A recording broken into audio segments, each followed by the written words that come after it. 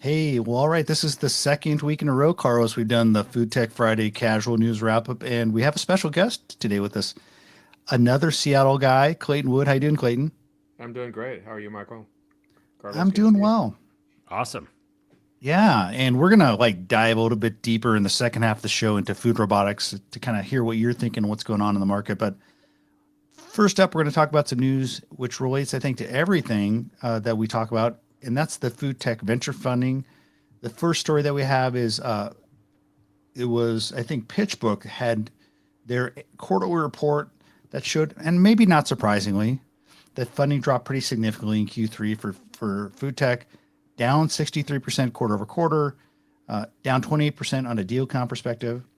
And the biggest value declines was in the early stages, dropping 73.5% quarter over quarter.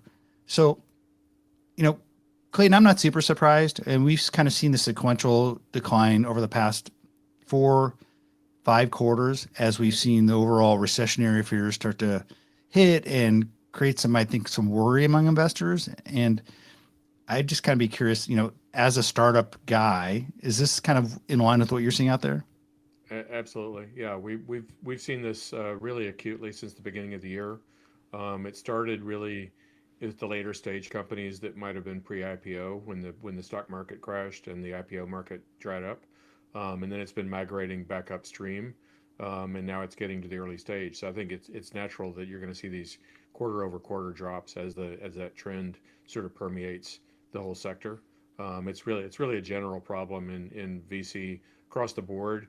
I think it's especially acute in industries that are maybe perceived as risky because they're newer or less established.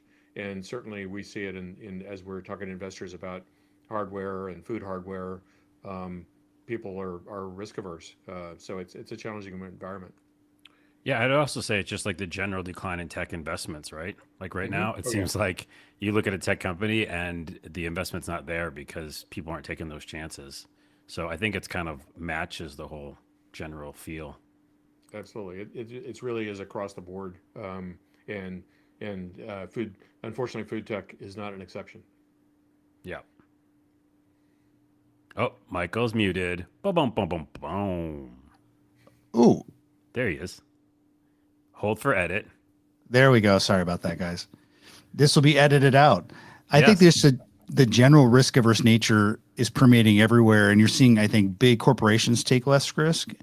And I'm wondering, and you don't necessarily have to speak to your particular client base, Clayton, but I imagine restaurants are maybe not as willing to do all these kind of like skunkworks projects, if you will. Hey, let's kind of dabble in here, dabble in here. Um, that may be true. I would say that's kind of a contrast in my experience. We're Okay. seeing on the commercial side, we're seeing people continue to move forward. In fact, we're seeing the bigger players, if anything, actually increase their level of interest. My theory is that they see the economy is not changing anytime soon. The labor shortages and food prices, raw material food inputs, are keep going up and up. So if those problems are not changing, and implementing tech and especially automation is a long-term thing. So we're seeing actually some significant moves forward with players that we're talking to, and I have to believe it's true across the sector. Again, they're trying to operate a business, and to the extent that they need tech to be successful, we're seeing that be pretty bullish. And I think you see that reflected in the industry press. There's a lot more articles in the press talking about how essential technology is versus, oh, should we or shouldn't we? Mm. Or a few years ago, be very afraid. Yeah, so a lot of the things we're hearing about the macro environment that is worrisome that might be causing investment slowdown is counterintuitively maybe propelling some restaurants to maybe experiment more, saying, "Hey, we have to rethink the way we do our business. People are delivering more. Uh, just the nature of the restaurant business is changing, which is, I think, related to a lot of the things that we're dealing with macro wise." Yeah, the problems are very consistent and they're very real. It's a given when we talk to anyone who makes pizza just in our space. We can tell them before we meet them that they have a consistency problem, they have a labor problem, they have a food waste problem, and no one's arguing with us. Interesting. Well, Yeah, it is interesting. And I think one of the, I guess, areas that I would say has been a little more resistant to a downturn just generally is restaurant tech when I look at the broader food tech ecosystem. And to that end, the next story is a news of another Seattle-based startup like yourself, Clayton, with Picnic, a company called Forum 3, which is headed up by a guy you may know. I don't know if you know Adam Brotman or not.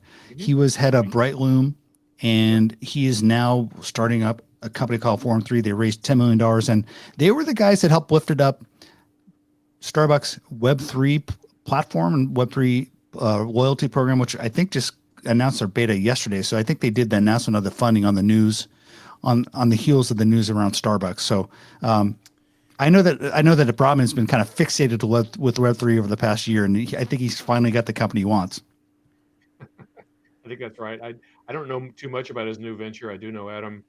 He's been successful in everything he's tried, so I'm not surprised he's finding some funding and getting off to a good start.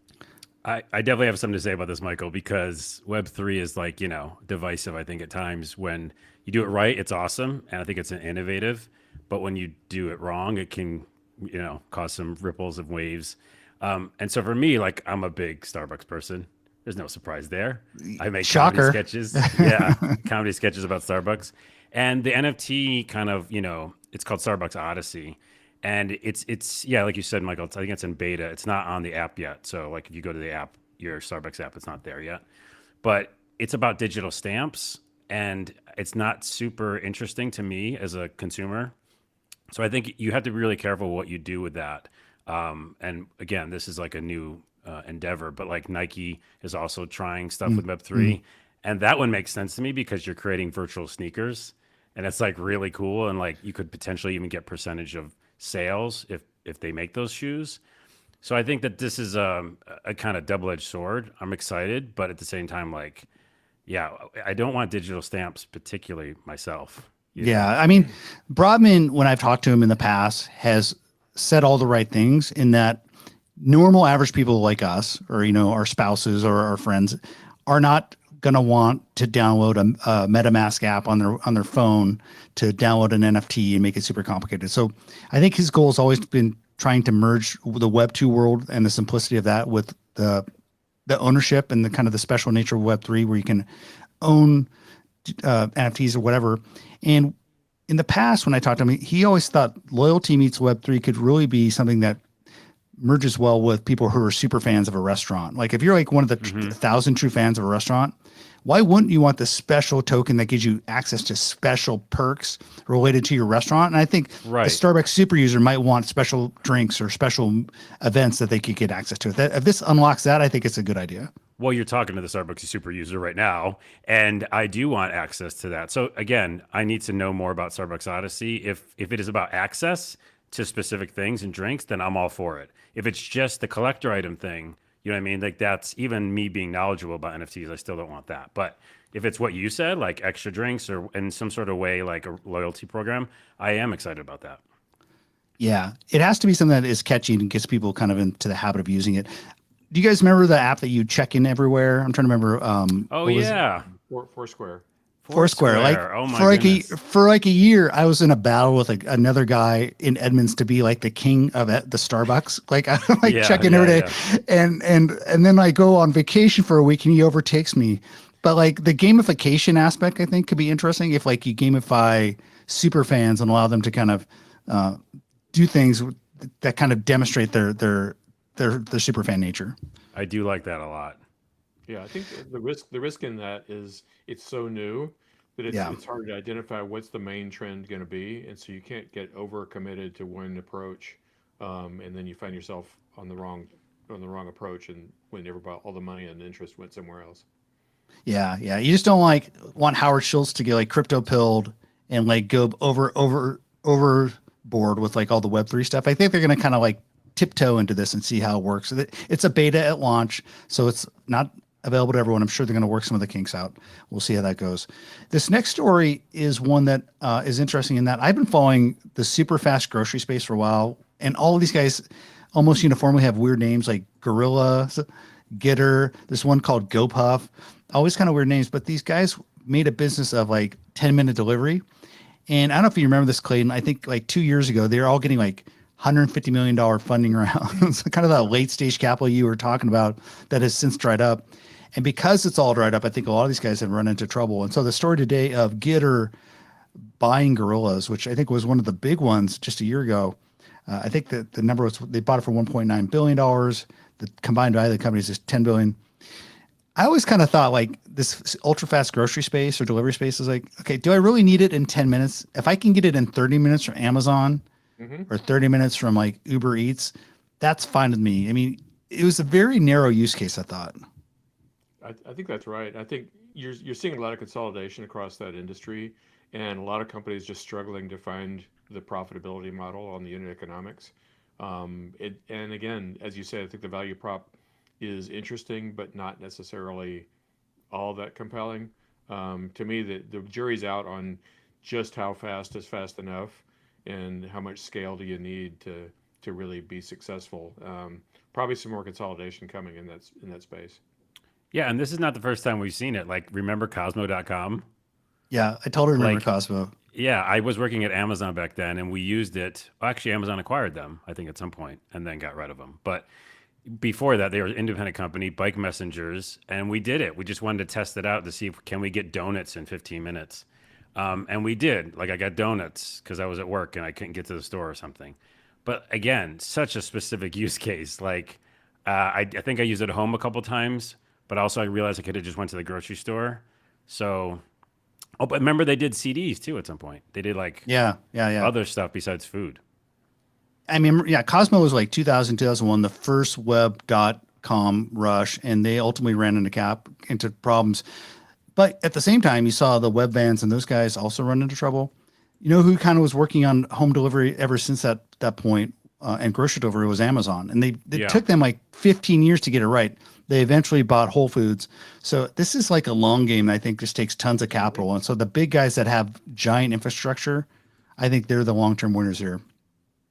Yeah, I think that's right. It's that if you can reduce that marginal cost of the next delivery because you're already doing a bunch of other stuff and you've already got the trucks and you've already got the guys delivering, that's where you can make money. But until you get to that scale, it's hard. This next story is one about a company that I've been following for some time. And I don't know if you guys have heard of this company called Wonder. We've written about them at the Spoon, but they're essentially this company that was founded by a guy named Mark Lohr. He owns a football team. He owns a sports franchise. I think it may be, I'm not sure which one, but obviously a guy with a lot of money. And I think he also helped found Jet.com. But the idea behind Wonder is they actually make the food and then they deliver it to you in vans that essentially cook it for curbside. And then like a chef walks it to your door. And they've raised something like $800 million. Oh my goodness. And they've only, yeah, crazy. And they've only rolled out, I think, in the New York, New Jersey metro area. And they've already started to run into some trouble. So this is a really interesting company. Just the eye-popping amounts of capital that they've raised. I do think like, hey, I like the idea of experimenting with home delivery, and why not have something like cook by your door? It reminds me a little bit of that startup, Clayton, that did like the pizza robot, and then they had the vans that cooked on the way there, which Zoom. I'm trying Zoom. It was kind of like another take at the Zoom model because they had a lot of money invested into the delivery vehicle with cooking in the vehicle itself, and that didn't turn out so well for Zoom either. So. Well, yeah, and Zoom's challenge was they got super ambitious and unfocused in what they were going to do, and they had the curse of success. When you raise enough money, you don't know what to do with it. They struggled with focus, and I think Wonder is at risk of doing a little bit the same thing. You get super ambitious about what your value prop is. For me, I actually in the same space. I like Muncho, which is just limited to pizza. They're starting off in one city model, and I think they're having quite a bit of success doing sort of a hybrid model with that cooking on the way, but just with pizza, just in a limited market, and they kind of grow up a little bit into that instead of raising a whole bunch of money based on a big idea, and then it's a big swing, and it's either a grand slam or it's a swing and a miss. Well, to that point, Clayton, that's like solving a problem because everybody orders pizza and it's cold. We've had that hmm experience, or it's not. It's just like lukewarm, and you go, I'll deal. but Yes. you would rather have it like an actual, fresh hot pizza. So I think that's why that helps. And also, I looked up this company and like, yeah, they're only working with a few restaurants. So what is that range? Like that's limited to your customer base, right? Like unless you love those restaurants and want those specific restaurants hot, that's such a niche market, I feel like.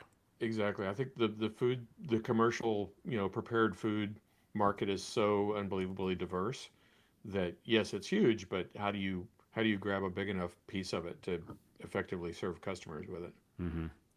Another company doing a trial in the New Jersey area is one you're working with, Clayton. I think Pizza HQ is located there, right? And they're using picnic robots doing centralized pizza creation. I like that what they've been talking about. And I like the model. Explain what Pizza HQ is doing. Pizza HQ, we love these guys. They're a new operation. They're in a tough market, making pizza in New Jersey, just across the city, across the river from New York City. That's a challenging consumer base.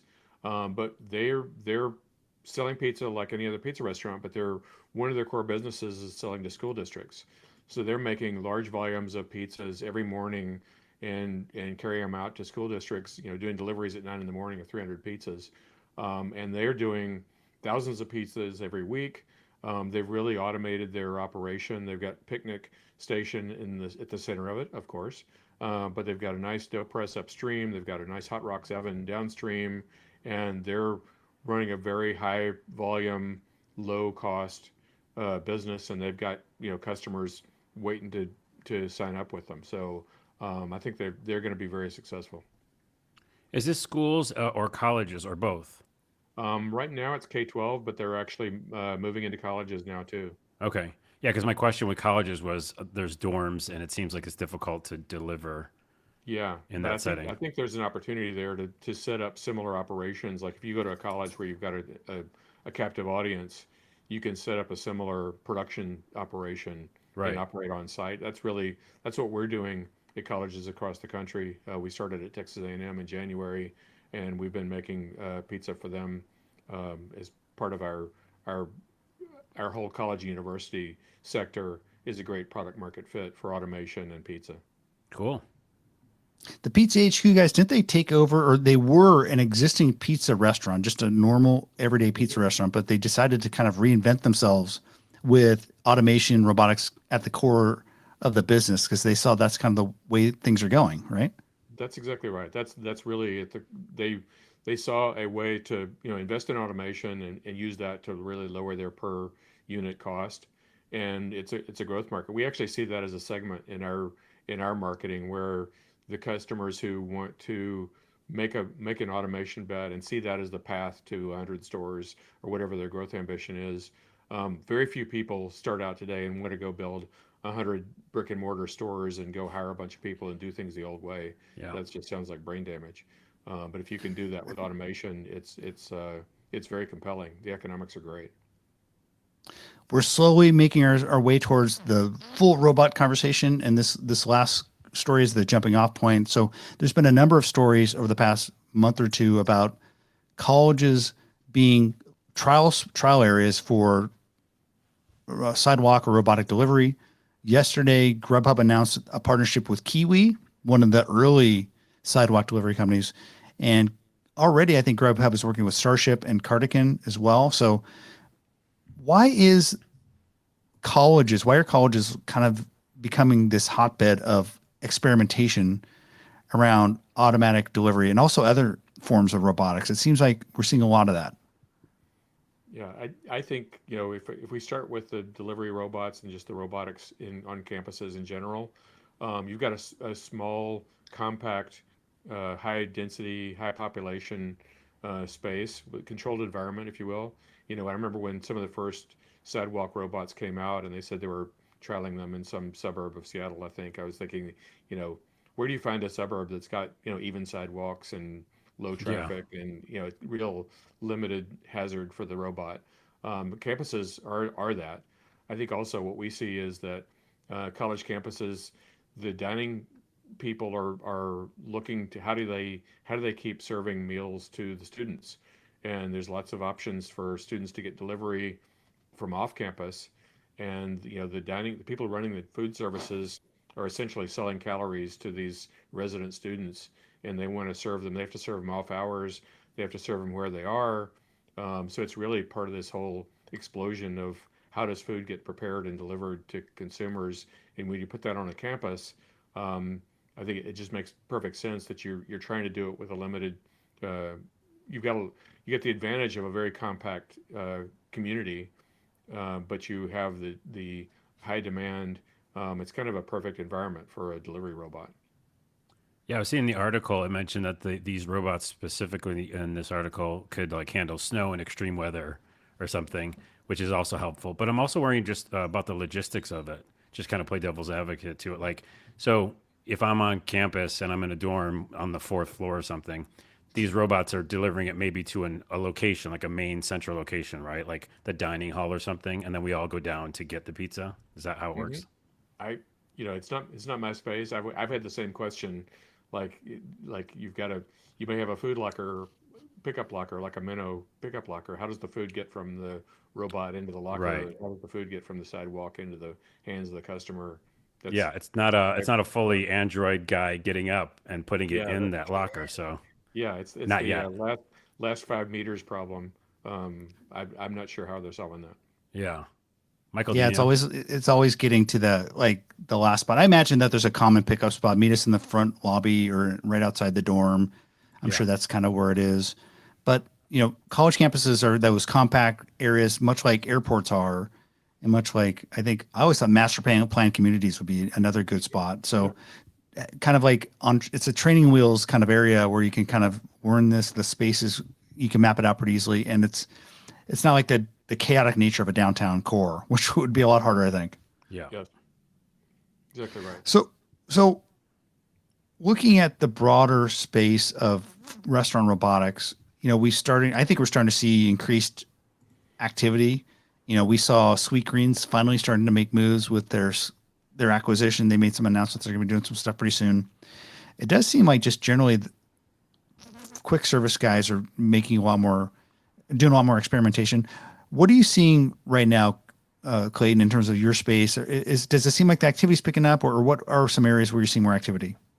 Yeah, we definitely see, without naming names, we see the big brands, the big operators, making serious commitments toward automation and realize again is I think they're recognizing that A, it's inevitable, B, it's going to take time, and they can't afford to be flat-footed, and they're solving these problems. It's interesting to me how uh, at least we're solely in pizza, so we see those pizza problems. The consistency problem is huge, and it's really comes back to the labor shortage, which is chronic, existed before the pandemic, but it's really blown up during the pandemic. Before the pandemic, 2019, the NRA said there was 800,000 open food service jobs in the U.S., and it was predicted to go to 1.5 million by 2025. I think it's today it's 1.3 to 1.5. So it just everything accelerated really fast. And in pizza, if you have inexperienced workers, which is what you have when you have a lot of turnover, they get in a hurry. They're not going to follow the recipe. They're going to waste food either by overtopping or by spilling or by making mistakes. And that's a killer. If you're a branded restaurant, you're trying to make people want the same thing. They go to the branded restaurant because they want a consistent experience, Mm. and they get something that they didn't order and not what they wanted. It's a huge problem, and so we're seeing big brands making commitments toward that to really work. How do you maintain productivity without a big labor force? Because the big labor force is not an option to you. Um, and how do you work through a rush hour without having a bunch of people come in for a short shift to get through the rush? On college campuses, how do you get how do you get a bunch of pizza made? We've got as I mentioned earlier, strong product market fit in college campuses. We announced a big deal with Chartwells earlier this summer, and we're working with several self-managed universities as well as some others that will be announced soon. And what we saw in the fall was record freshman enrollment as students wanted to go back to campus after the pandemic.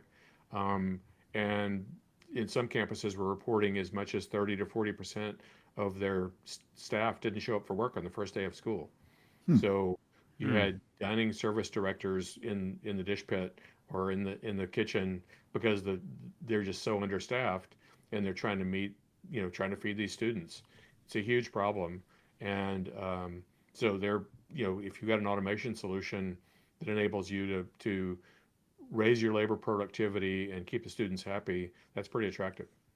I have a question on that staffing issue because I saw a lot of the articles mention layoffs and a lot of, tech companies getting investment, but then also laying off people. I'm just wondering what that balance is between like how many, humans do you need to work at these companies, yet you're trying to do automation. So it's like, it's kind of a catch 22 because you still need the people and you still need the people for that kind of quality assurance and making it all go, but, or even helping with the robots, right? But hmm then you also have less people working. So I'm kind of confused. it's actually you put your finger on a real significant issue, Carlos. And it's really the mirror image of what we talked about earlier with companies getting, giant funding maybe ahead of the opportunity. And we've seen companies get so much funding that they're hiring people and don't even know what those people are going to do, but they just know they need to hire a bunch of people. Mm, When you go the other way, when funding is tight, you've got to reduce costs to keep your runway because you're not going to be able to go out and raise again without accomplishing something. But if you're running an automation company that's manufacturing a complex integrated system and you're trying to market to a market that doesn't understand your product, there's a critical mass of cross-functional staff that you've got to have or you can't even hmm. operate. Yeah. So it's a big squeeze for the companies that have complex products and are trying to enter the market. I think we're fortunate because we've already gone through the pain of getting into production. We started production on our product earlier this year. Went through the certification process with National Sanitation Foundation and ETL. So we're producing certified product and shipping to customers for revenue. Companies that are upstream of that are still in product development and Mm. don't have revenue and don't have trouble getting funding, that's a real squeeze. And I think you're going to see some companies drop out because just circumstantially, it's really hard to continue in that tight funding environment like that. Yeah, that makes sense. On the restaurant food service side, on the labor front, I'm interested to see how the conversation has evolved for you as more of these companies, chains, pizza companies adopt robotics. Are you seeing new types of employees like an automation chief automation officer Mm. or like kind of more line level guys that are kind of responsible for maintaining these things? What is the mix looking like in terms of the companies you serve? Not yet. I'd love to see that. I think that's one of the lessons that you learn when you're uh, getting customers to adopt a new technology. Part of it is you got to obviously adjust the product features to meet what the market needs, but the customer also has to do some accommodation too. It's not nobody has a kitchen that's set up for automation, so you've got to figure out how are you going to rearrange things, how are you going to change your order fulfillment process to incorporate integrated automation. Most of the companies, the bigger companies we're dealing with, if there's someone with an innovation officer title, it's probably somebody in IT. Mm. If they're accustomed to dealing with software and computers, they're not necessarily accustomed to dealing with food preparation. So you're dealing with chefs and operations people trying to understand automation. So it's a point of friction that I think is getting better, especially as people realize they need it and they've got to make that accommodation. And we've seen that. I'd say we've seen a growing awareness on the customer side that they need to make some adjustments to their thinking to figure out how to incorporate automation because they need it that badly and they can't just wait for the perfect solution to come in that is just a push button, does everything they want. That just doesn't exist. Yeah, and like you said earlier, Clayton, like it's an inevitability. So it's like these positions will be created, right? It's Yes. just like Michael and I always like talk about like what's the future, but we're in the middle of it. So those positions don't exist yet. Yeah, I think there's actually going to be some real career opportunities for people who have an automation background to go into these larger food Mm. companies and restaurant brands and managed food services to help guide that and strategize about how to do that automation adoption because it's a totally new activity and there's nobody has that job today. and so Right. it's a real opportunity for a future career. That's interesting. It's like they can switch up careers kind of in a way because they've been doing this and they're great at automation, but they can, jump into a different field. Yeah, so we're seeing like people at an engineering level who are engineering managers. Maybe they were dealing with the food equipment, and if they're interested and have an aptitude for automation, they have a path to more responsibility because they're the most knowledgeable person in the corporation. Yeah. So let's put our futurist hat on and look at 2023, 2024. I feel like a lot of your customers have been trialing stuff. I've seen a lot of trials at quick service restaurants. What are you thinking about in 2023 that maybe is different than the last couple of years? What trends do you think will emerge with regards to food and robotics? Just starting, close to home, I think what we're seeing, what we're anticipating is I think 2023 is really going to be a breakthrough year where you see some big adoptions, and that's going to trigger a cascade of people who don't want to be left behind and create some FOMO in the market. And just as we've seen in the industry press, the acceptance and the understanding that tech is essential and automation is part of the future and it's part of the solution. I think you're going to see more implementations of that, and you're going to see where the winners are going to emerge in that space. And I think it's going to encourage more new entrants, which we need. There's just not that many companies in the space because the space is huge and the Hmm. opportunities are all over the place. But it's hard to break into it now. What'll hold that back is if the market conditions don't improve, it's hard for people to get funding, and make the journey. I mean, we've been at this for several years to get to where we are. It's tough to be a new entrant, but I think the needs are just so acute. Um, the industry really needs it. It's not unusual in our neighborhood to go out for lunch and find that this restaurants aren't even open for lunch because they can't get enough staff. Um, the industry is really hurting, and that's really how we see ourselves. We would like to be helping uh, the workers have a better work environment, help the businesses have a better bottom line, and help the consumers have a better food product. Um, but we're one company fighting that battle. I think there'll be that need will be more acute, and there'll be more widespread adoption. That'd be my prediction. We have seen some consolidation, or at least some companies struggling a bit more. Like, for example, on the unattended retail side, we've seen a couple of I think the fresh pizza making vending machine guys struggle.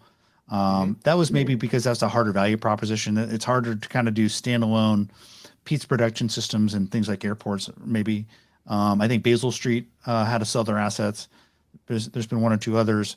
So I'm hearing on one side like there's not enough solutions out there, but and on the other hand, we've seen some companies struggle.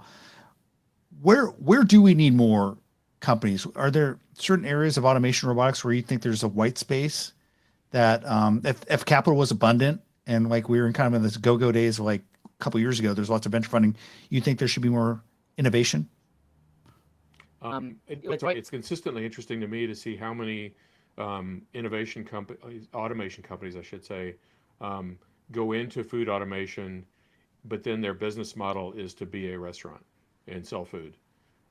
It's really a pretty common choice that people make. We saw Pazzi in Paris, very advanced automation, fully making an autonomous pizza. But at the end of the day, it was a restaurant with a floor show, and either you like the pizza or not. You probably aren't interested in watching the show lots of times. So, um, and the founder of that company, he described it as trying to climb two mountains, and realized that maybe that was a strategic error on their part when they started. I think helping existing operators and helping new entrants who want to be operators is a much more promising path to follow. And I think that's really where the opportunity is. I'm personally kind of skeptical about the fully self-contained, you know, restaurant in a box model. Somebody will be successful, and different people have different models. That we've got customers who are doing that who have some pretty interesting approaches. But I think it feels kind of nichey. That not everyone wants to go and order their food from a machine.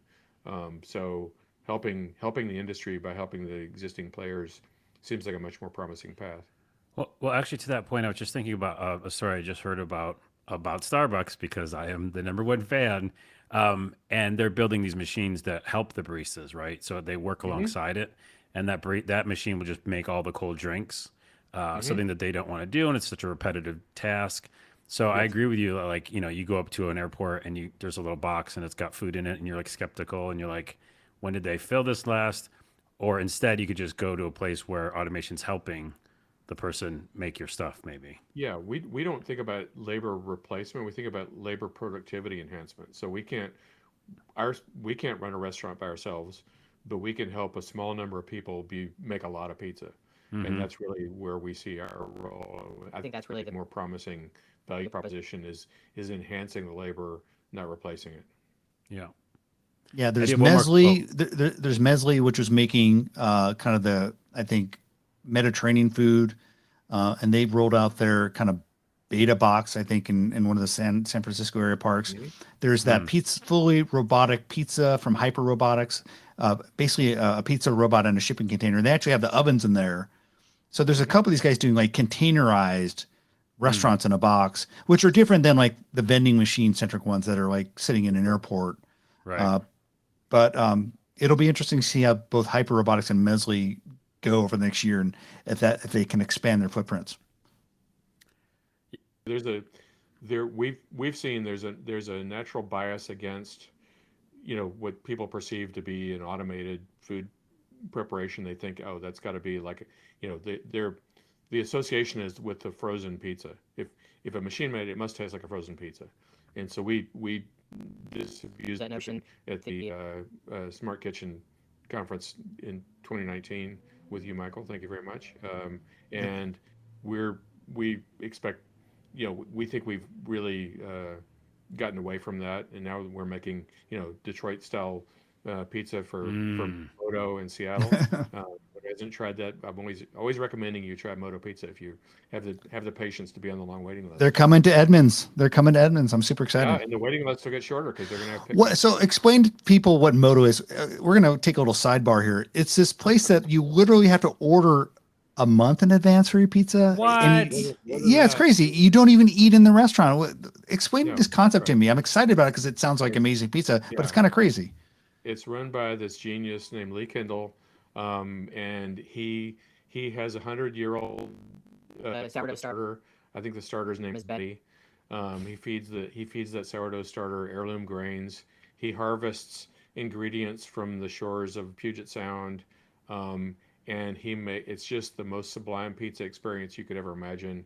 He uses ingredients like pork belly and Dungeness crab, and he uses this great crust, and he makes these little 9 by 12-inch Detroit style pizzas that are just unlike anything you've ever had.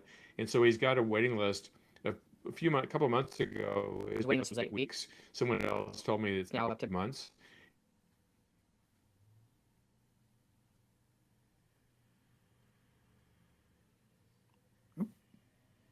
But people are waiting, and then his daily production of a couple hundred pies is all pre-ordered from weeks earlier. So you can't just decide, let's go get one or let's order one. Mm. At least that hasn't been the case. He's a big believer in automation. He's going to use Picnic. So we're getting ready to What deliver his first station. That's right. is that Um, Nice. news? Can we write about that? It's going on the podcast. I guess we can. we've released that it's been out there. So we are going to be working with him, and it's for us, it's the signature example of the fact that we're not making stadium pizza, we make pizza.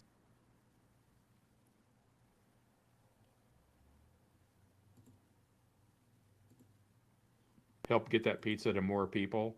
And he's got big growth plans, and automation is going to be the enabler. So Michael, I was. Oh, the new place going into my little hometown, he's taking over this little restaurant. Can I expect to see a pizza robot there at some point from Picnic? At some point, yes, yes. He's also opening another location, I believe, in Belltown, in downtown Seattle. But yes, Well, that's exciting. we're That's good. he's going to be leveraging Picnic to grow. yeah, I was gonna say, Michael, we should do some on location filming earlier, and so this is a perfect example. Let's do a video Yeah, of it. I'm willing to abuse press access to get early access to Detroit style pizza anytime of the day. Yes, So, that's happening. Yeah, he's well, definitely will work with you. well, Clayton, this is exciting news, and I've just enjoyed this conversation. As always, it's fun to catch up with you. If people want to find out more about what Picnic is up to, where can they find that information out? Yeah, you can check us out. Picnicworks.com is our website. Learn about what the value is, how it works, our partner program, anything you want to know. It's all picnicworks.com. Awesome. Carlos, any closing words? No, I'm also wondering when drones are going to happen, like for real. Like, when are we going to get pizza delivered by drones? Is that a thing? We'll leave that for next episode. No comment from Quinn. All right, guys, this has been a lot of fun. Thank you, and thank you everyone for joining. Thank Yeah, you. thanks so much, Michael. Great Don't to close see your you. browser yet. Don't close your browser yet. Don't close your browser. It's still recording. It's